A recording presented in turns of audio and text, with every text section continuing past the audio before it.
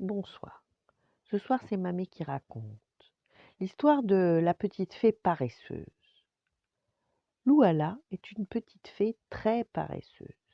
Elle n'apprend jamais ses leçons et passe ses soirées à rêvasser et à regarder la télé.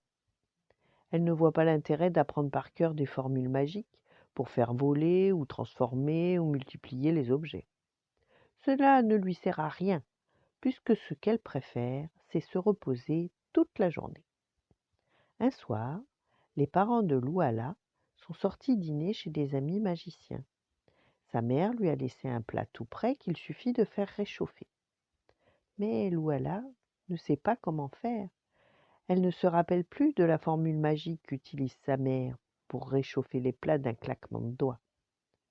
Alors elle essaie, et seulement elle inverse 2 syllabes, et son repas se met à brûler. Louala n'a plus rien à manger. Elle s'installe dans le salon et se dit qu'elle va regarder la télévision. Mais quand elle l'allume, les images apparaissent complètement déformées. La petite fée ne sait que faire. Elle croit se rappeler la formule magique qu'utilise son père pour tout réparer d'un claquement de doigts.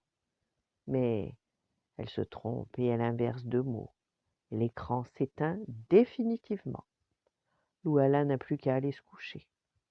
Elle monte dans sa chambre. Malheur, son lit n'est pas fait.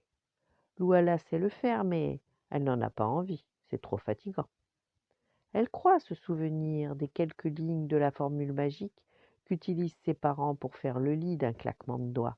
Mais elle inverse 2 phrases et tous les objets de la chambre tombent par terre. Les chaussettes, les nounours, les livres, tout est en bazar. La petite fée est maintenant obligée de tout ranger.